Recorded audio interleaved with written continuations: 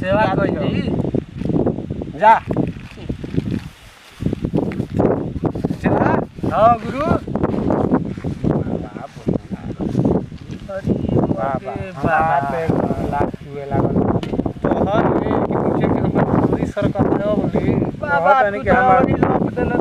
जड़ी निकाल के दे देता ला ई कुल कमवा हम ना कहीं नहीं चला न कहीं हो जा बाबा तारा का करब अब हमनी के कहे के बात मुखे ना मिलल सुनो खेला तनी अच्छा बड़ी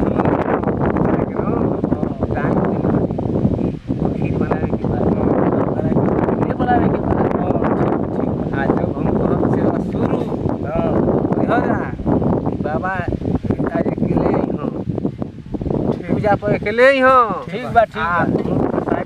पाछे से दे बाबा हमरो के जुगाड़ लागे एकदम खाली टोए भर तुम काम करो जा टुई हो जा उतरे हमनी का काठी बा हां चला जा जा बाबा के तन के लेट लेबे तो खरा है चले के तब बाबा के नाम झूरी सबका इच्छा करला पूरी चले